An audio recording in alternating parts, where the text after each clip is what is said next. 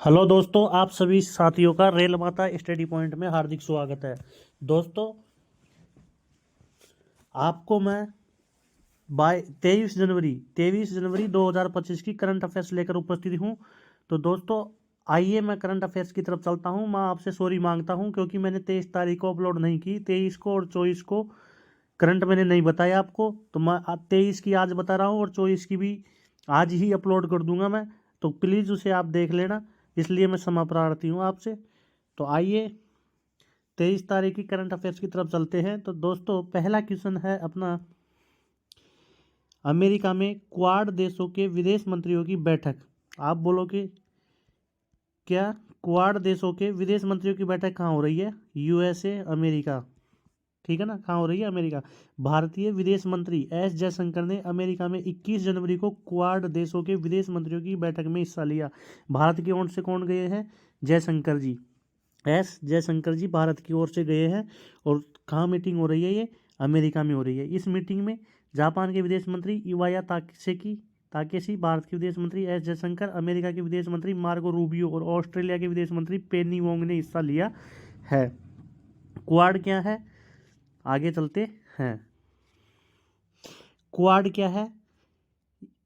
Quadrilateral security dialogue है। ये 4 देश है इसमें, भारत, अपना, अमेरिका, ऑस्ट्रेलिया और जापान। अपना भारत, अमेरिका, ऑस्ट्रेलिया और जापान का ये गठबंधन है, क्वाड देश। ठीक है। और ये चीन के खिलाफ, चीन की नीतियों के खिलाफ लड़ने के लिए बनाया गया है इसको, उस उद्देश्य से। अमेरिकी विदेश मंत्री मार्को रूबियो की ये पहली बैठक थी और वे पद संभालने के महज 1 घंटे बाद ही इसमें वो शामिल हो गए। अब ये क्वाड का गठन कब हुआ? तो क्वाड का गठन सन 2007 में हुआ था। क्वाड देशों का उद्देश्य हिंद प्रशांत क्षेत्र में इसके देशों को चीनी दखल से बचाना है। किससे? चीन की दखल से, दखल अंदाजी से बचाना है। किसको? भारत को, अमेरिका को, ऑस्ट्रेलिया को और जापान को। ठीक है। आपसे क्वेश्चन पूछ लेगा कि क्वाड में कौन कौन से देश है या निम्न में से कौन सा देश नहीं है, तो याद रखना भारत, अमेरिका, ऑस्ट्रेलिया और जापान इसके शामिल है। ठीक है। 4 देशों का ये संगठन है। 2007 में इसका गठन हुआ था। भारत साल 2025 में ऑस्ट्रेलिया, जापान और अमेरिका के नेताओं के साथ क्वाड शिखर सम्मेलन की मेजबानी करने वाला है। ये सम्मेलन अप्रैल या अक्टूबर में आयोजित होगा। 2025 क्वाड सम्मेलन की मेजबानी कौन करेगा? भारत करेगा। ये भी याद रखना। ठीक है ना।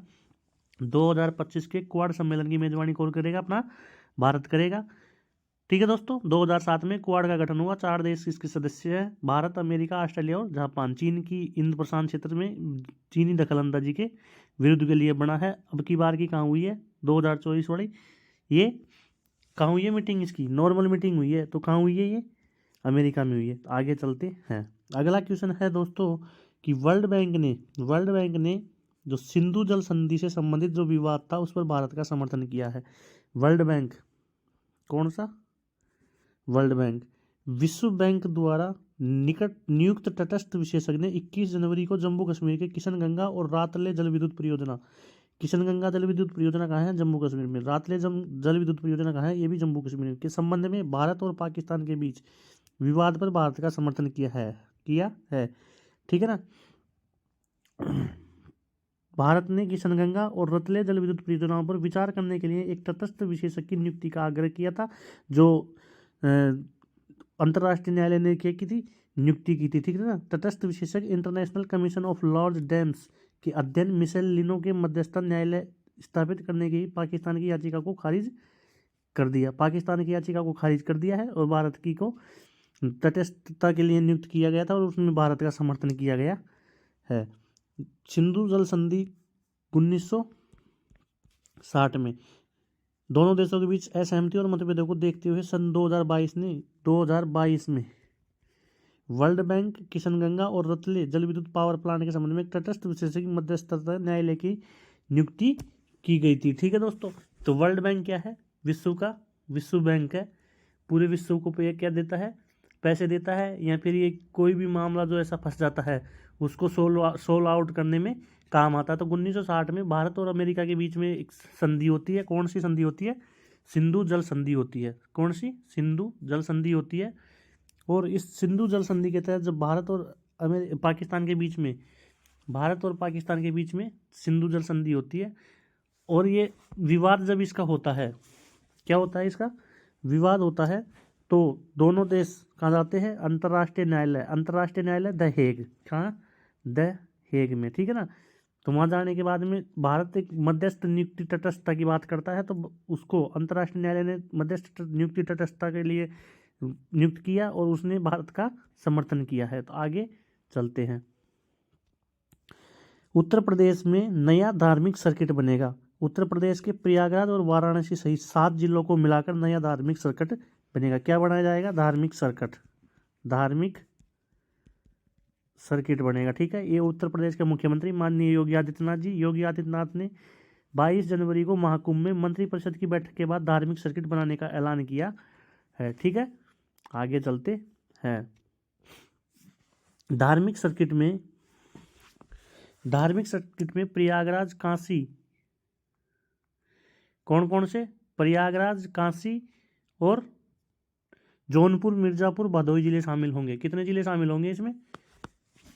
प्रयागराज, काशी, चंदौली, गाजीपुर, जौनपुर, मिर्जापुर और भदोही, 7 जिले को मिलाकर यह 22,000 किलोमीटर क्षेत्र में फैला होगा। धार्मिक सर्किट 22,000 किलोमीटर क्षेत्र में फैला होगा। देखिए, धार्मिक सर्किट कहाँ बनेगा? प्रदेश में नया धार्मिक सर्किट कहाँ बनेगा? यूपी में बनेगा। कितने किलोमीटर का बनेगा? 22 किलोमीटर का बनेगा। कितने जिले होंगे? 7 जिले होंगे, ठीक है। नीति आयोग ने वाराणसी और प्रयागराज को जोड़कर एक नया पर्यटन सर्किट बनाने का प्रस्ताव दिया था। किसने दिया था? नीति आयोग ने नीति आयोग योजना आयोग की जगह आया है, 2015 में आया है, ठीक है ना। और इसके अध्यक्ष कौन होते हैं? खुद प्रधानमंत्री जी होते हैं। इन सभी को मिलाकर क्षेत्रीय विकास प्राधिकरण गठित किए जाने का प्रस्ताव है। इस योजना से सीधे तौर पर 2.38 करोड़ से अधिक लोगों पर प्रभाव पड़ सकता है। अगले क्वेश्चन की तरफ चलते हैं। अगला क्वेश्चन है कि नेशनल हेल्थ मिशन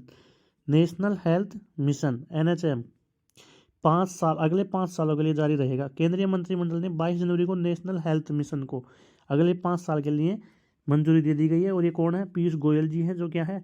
केंद्रीय मंत्री है। आगे चलते हैं।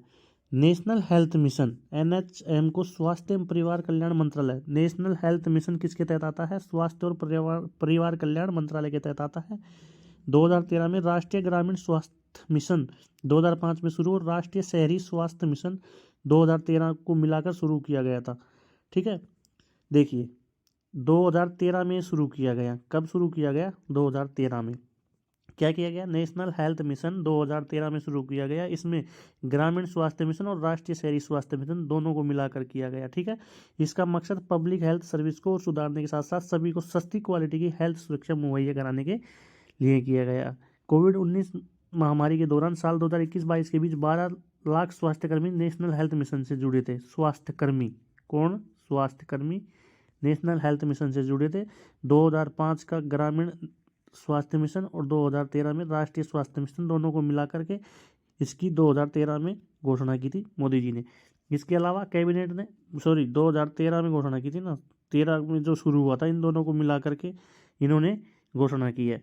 इसके अलावा कैबिनेट ने 2025-26 के लिए रो जूट की न्यूनतम समर्थन मूल्य MSP में 6% की बढ़ोतरी की है। इस फैसले के बाद अब जूट का कच्चा माल 5650 रुपये प्रति क्विंटल की दर से खरीदा जाएगा, ठीक है। एक तो नेशनल हेल्थ मिशन को कितने साल बढ़ा दिया गया है? 5 साल बढ़ा दिया गया है, ये मुख्य रहेगा।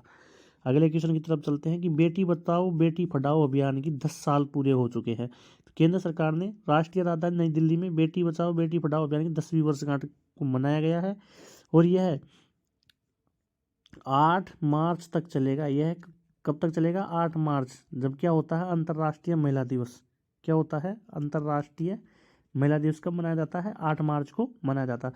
देश में लैंगिक संतुलन और बाल लिंग अनुपात के गंभीर मुद्दों पर प्रतिक्रिया के रूप में प्रधानमंत्री मोदी ने 22 जनवरी 2015 को हरियाणा के पानीपत में बेटी बचाओ बेटी पढ़ाओ योजना शुरू की थी। क्या है? हरियाणा के पानीपत में, हरियाणा के कहाँ पे की थी? पानीपत में 22 जनवरी 2015 को कौन सी घोषणा की थी? कौन सी योजना लागू की थी? बेटी बचाओ बेटी पढ़ाओ योजना लागू की थी और उसको 10 साल पूरे हो गए हैं। सबसे कम लिंगानुपात कहाँ है? हरियाणा में। सबसे कम लिंगानुपात कहाँ है? हरियाणा में। और सबसे ज़्यादा लिंगानुपात कहाँ है? केरला में, ठीक है दोस्तों। लिंगानुपात सबसे ज़्यादा केरला में, सबसे कम लिंगानुपात हरियाणा में। आगे चलते हैं। अगला क्वेश्चन है कि महाराष्ट्र सरकार ने 38,750 करोड़ के 3 MOU साइन किए हैं। महाराष्ट्र सरकार ने दावोस में चल रहे, क्या चल रहा है दावोस में, दावोस कहाँ है, स्विट्जरलैंड है, क्या चल रहा है, world economic forum, world economic मंच, वर्ल्ड इकोनॉमिक फोरम, ठीक है ना, वर्ल्ड इकोनॉमिक फोरम विश्व आर्थिक मंच में 38,750 करोड़ रुपए के 3 साइन किए हैं MOU ज्ञापनों पर। 21 जनवरी को स्विट्जरलैंड के दावोस में चल रहे वर्ल्ड इकोनॉमिक फोरम 2025 के दौरान महाराष्ट्र के मुख्यमंत्री कौन है, देवेंद्र फडणवीस की उपस्थिति में MOU पर साइन हुए। तो वर्ल्ड इकोनॉमिक फोरम 2025 कहाँ हो रहा है, स्विट्जरलैंड की राजधानी दावोस में हो रहा है, ठीक है। महाराष्ट्र सरकार और कल्याण समूह के बीच साइन हुए MOU में रक्षा, इस्पात और इलेक्ट्रॉनिक वाहन क्षेत्र आते हैं। इस समझौते से गढ़चिरौली में 5250 करोड़ रुपए के नए इन्वेस्टमेंट किए जाएंगे, ठीक है। आगे चलते हैं, रक्षा क्षेत्र में महाराष्ट्र सरकार और रिलायंस इंफ्रास्ट्रक्चर लिमिटेड के बीच 16,500 करोड़ रुपए का दूसरा समझौता ज्ञापन हुआ। बालासोर अलाइज लिमिटेड के साथ साइन हुआ तीसरा समझौता 17,000 करोड़ रुपए का है, जो इस्पात और धातु उद्योगों पर केंद्रित है, ठीक है दोस्तों। दावोस वर्ल्ड, दावोस क्या है, दावोस स्विट्जरलैंड की राजधानी है। और वर्ल्ड इकोनॉमिक फोरम विश्व आर्थिक मंच की क्या हो रही है, 2025 की यहाँ पे बैठक हो रही है, ठीक है। आगे चलते हैं, अगला क्वेश्चन है कि टाटा समूह भारत का सबसे मूल्यवान ब्रांड बन गया। टाटा, देश के रतन टाटा, ठीक है ना, देश के रतन टाटा वो गुजर चुके हैं, लेकिन अब क्या बन गया, टाटा समूह भारत का सबसे मूल्यवान ब्रांड बन गया। दुनिया की सबसे बड़ी ब्रांड वैल्यूएशन कंसल्टेंसी में से एक ब्रांड फाइनेंस की एक नई रिपोर्ट के अनुसार टाटा ग्रुप ने नंबर 1 भारतीय ब्रांड के रूप में अपनी स्थिति बरकरार रखी है, पहले से ही पहले नंबर पे था। तो भारत का सबसे मूल्यवान ब्रांड कौन है, टाटा कंपनी। ब्रांड फाइनेंस की 2025 के लिए ग्लोबल 500 रिपोर्ट के मुताबिक टाटा ग्रुप लगातार 16वीं बार देश का सबसे मूल्यवान ब्रांड बना है। कितनी बार, 16वीं बार। आपसे क्वेश्चन पूछेगा कि देश का सबसे मूल्यवान ब्रांड टाटा कितनी बार बन गया, लगातार कितनी बार बना गया, तो 16वीं बार इसको टाटा को देश भारत का ब्रांड मूल्यवान ब्रांड चुना गया है, ब्रांड मूल्यवान ब्रांड चुना गया है 16वीं बार लगातार, ठीक है दोस्तों। टाटा आप जानते हो जो TCS कंपनी वगैरह है वो सब इसी की है, TCS इसी की है, एयर इंडिया इसी की है, एयर इंडिया इसी की है, ठीक है ना। कहाँ है टाटा कंपनी है, जमशेदपुर में इसका मुख्यालय है टाटा। ये 31.6 billion dollar 2.74 lakh crore valuation वाला भारत का पहला ब्रांड भी बन गया है। आपसे सीधा सट पूछेगा कि टाटा कितने वैल्यूएशन वाला ब्रांड बन गया है, तो 31.6 बिलियन डॉलर, क्या 31.6 बिलियन डॉलर का, ठीक है ना, 6 बिलियन डॉलर का क्या बन गया, 31.6 बिलियन डॉलर, ये याद रखना ये आंकड़े, 31.6 बिलियन डॉलर का ब्रांड वैल्यूएशन बन गया है। वहीं ग्रुप की कंपनी TCS क्या करवाती है, एग्जाम का जिम्मा लेती है, दुनिया की दूसरी सबसे IT सर्विसेज ब्रांड बन गई है। भारत की सभी ज़्यादातर एग्जाम जो SSC, रेलवे, बैंकिंग की तो खैर IBPS लेता है, लेकिन SSC, रेलवे और जो वनडे एग्जाम होती है वो कौन कराती है, ये TCS कराती है। टाटा अपनी रेटिंग AAA को बरकरार रखते हुए टॉप 100 में अपना स्थान बनाए हुए हैं और 60वें स्थान पर काबिज है, और वे 60वें स्थान पर काबिज है। दुनिया में कौन से नंबर पर काबिज है वो, टाटा कंसल्टेंसी तो दूसरे नंबर की ब्रांड वैल्यू भारत की, पहले नंबर की कौन सी है, टाटा है, पहले नंबर की टाटा है, दूसरे की TCS। देखें पहले नंबर पे भारत की टाटा कितने करोड़ की, कितने बिलियन की, 31.6 बिलियन डॉलर की, 6 billion dollar, 31.6 crore, 31.6 billion dollar की, ठीक है। दूसरे नंबर पे क्या है, TCS है, इसी की है टाटा कंसल्टेंट सर्विसेज। ये क्या करती है, ऑनलाइन एग्जाम का इनका जमा लेती है। फिर इसी के पास क्या है, ठीक है दोस्तों, दोनों हो गई। और पूरे देश में, पूरे भारत में तो पहले नंबर पे है, और वर्ल्ड में कौन से नंबर पे है, 60वें नंबर पर है, 60वें नंबर पर है। और रैंक क्या है इनकी, 3A, AAA। आगे क्वेश्चन चलते हैं। नाइजीरिया बना ब्रिक्स का भागीदार देश, ब्रिक्स ब्राजील, रसिया, इंडिया, चाइना और साउथ अफ्रीका। ब्रिक्स 5 देशों को मिलाकर बना था, लेकिन अब कितने हो गए, इसमें ज़्यादा हो गए। नाइजीरिया बना ब्रिक्स का भागीदार सम्मेलन, अब इसमें और भी देश शामिल हो चुके हैं, ठीक है ना। तो देखिए 17 जनवरी 2025 को नाइजीरिया को आधिकारिक रूप से ब्रिक्स ब्लॉक का भागीदार देश बना लिया है, जिसमें ब्राजील, रूस, भारत, चीन और दक्षिण अफ्रीका शामिल है। यह रणनीतिक कदम नाइजीरिया की प्रमुख उभरती अर्थव्यवस्था के साथ आर्थिक और कूटनीतिक संबंधों को मजबूत करने के लिए उठाया गया है। ब्राजील के विदेश मंत्रालय द्वारा इसकी घोषणा नाइजीरिया की भूमिका को दक्षिण अफ्रीका सहयोग को मजबूत करने और वैश्विक शासन सुधार की वकालत के रूप में रेखांकित किया गया है। ब्रिक्स 2024 कहाँ हुआ था? रशिया में हुआ था। ब्रिक्स 2024 कहाँ हुआ था? रूस में हुआ था। ब्रिक्स 2024 की बैठक कहाँ हुई थी? रूस में। अब कौन करेगा? इंडिया। आगे चलते हैं। नाइजीरिया 17 जनवरी 2025 को ब्रिक्स में एक भागीदार देश के रूप में शामिल हुआ, जिससे समूह की वैश्विक पहुंची बढ़ी। ब्राजील, रूस, भारत, चीन, दक्षिण अफ्रीका, नाइजीरिया भागीदार देश के रूप में शामिल हुआ है। मुख्य सदस्य कौन कौन से हैं? ब्राजील, रूस, भारत, चीन और दक्षिण अफ्रीका। ब्राजील में ब्रिक्स, BRICS, ब्रिक्स में कितने देश है? 5 देश है। ये नाइजीरिया कौन सा हो गया इसमें शामिल? भागीदारी रूप में, भागीदार के रूप में हुआ, ठीक है ना। 17 जनवरी 2025 को इसकी प्रवेश की तिथि है। नाइजीरिया अफ्रीका की सबसे बड़ी अर्थव्यवस्था और विश्व का छठा सबसे अधिक जनसंख्या वाला देश है। नाइजीरिया वर्ल्ड का 6 नंबर का देश है जो जनसंख्या के हिसाब से बड़ा है, ठीक है ना। ये याद रखना कि डायरेक्ट क्वेश्चन पूछ ले, क्योंकि न्यूज में है, चर्चा में है। क्या है चर्चा में? कि नाइजीरिया ब्रिक्स का भागीदार देश बन गया, जिसमें Bharat, Brazil, Russia, India, China और साउथ अफ्रीका है। ऐसे देशों के साथ में भागीदारी निभा रहा है। और ये साउथ अफ्रीका, ये अफ्रीका का सबसे बड़ी अर्थव्यवस्था है और वर्ल्ड का दुनिया में मतलब जनसंख्या में लार्जेस्ट है, 6 नंबर पर, 6 नंबर पर, ठीक है ना। व्यापार निवेश ऊर्जाओं के लिए ब्रिक्स की स्थापना कब हुई थी? अब ये देख लो, ब्रिक्स की स्थापना कब हुई थी? 2009 में हुई थी। 2010 में दक्षिण अफ्रीका शामिल हुआ था और अब इसमें अधिक देश शामिल हो गए हैं, ठीक है ना। नाइजीरिया की वैश्विक आर्थिक स्थिति को मजबूत करता है और सतत विकास पहलों को समर्थन करता है। ब्रिक्स में अब 9 भागीदार देश है। Nigeria, Belarus, Bolivia, Cuba, Kazakhstan, Malaysia, Thailand, Uganda और उज्बेकिस्तान। देख लीजिए, ये कौन है? भागीदार देश है। इसका उद्देश्य क्या है? व्यापार, निवेश, ऊर्जा सुरक्षा, बुनियादी ढांचा और जलवायु परिवर्तन। अब देखिए आप क्या देखिए कि ब्रिक्स की स्थापना तो कब हुई थी? 2009 में हुई थी, ठीक है ना। ब्रिक्स की स्थापना कब हुई थी? 2009 में हुई थी। देखिए BRICS, ब्रिक्स की स्थापना सन 2009 में हुई थी, ठीक है ना। ब्राजील कब शामिल हुआ था? ब्राजील 2010 में शामिल हुआ था, ठीक है। सदस्य देश कितने हैं? 5। कौन कौन से हैं? भारत। कौन कौन से हैं? ब्राजील, रूस, इंडिया, साउथ अफ्रीका और चाइना। ब्राजील, रूस, इंडिया, चाइना और साउथ अफ्रीका, ये इसके सदस्य देश है। और भागीदार देश कितने हैं? भागीदार देश हो गए 9। अभी कौन शामिल हुआ है? नाइजीरिया। कौन? नाइजीरिया, जो अफ्रीका का 6 नंबर का, वर्ल्ड का तो 6 नंबर का जनसंख्या का देश है और इकोनॉमी में अफ्रीका का पहले नंबर का देश है। नाइजीरिया अभी इसमें भागीदारी देश बना है, ठीक है दोस्तों। आगे चलते हैं। और 2024 की बैठक कहाँ हुई थी? ब्रिक्स की 2024 की बैठक कहाँ हुई थी? रूस में। ब्रिक्स की 2024 की बैठक कहाँ हुई थी? रूस में। ये भी याद रखना, कहाँ हुई थी? रशिया में, ठीक है। अगले क्वेश्चन की तरफ चलते हैं कि पेरिस जलवायु समझौते से बाहर हुआ अमेरिका। भाई अब कौन बन गया वहाँ पे? 20 जनवरी को कौन बन गया? अपना भूरिया वहाँ पे राष्ट्रपति बन गया है। डोनाल्ड ट्रंप अपना भूरिया वहाँ राष्ट्रपति बन गया। अब इसने कहर मचा रखा है।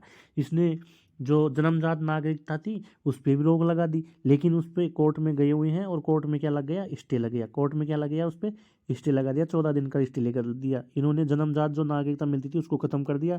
पेरिस जलवायु समझौते से बाहर हो गए हैं, ठीक है ना। और ये WHO से भी बाहर हो गए। WHO से भी बाहर हो गया भूरिया, मतलब डोनाल्ड ट्रंप, इनसे से नाम लेना पड़ेगा थोड़ा।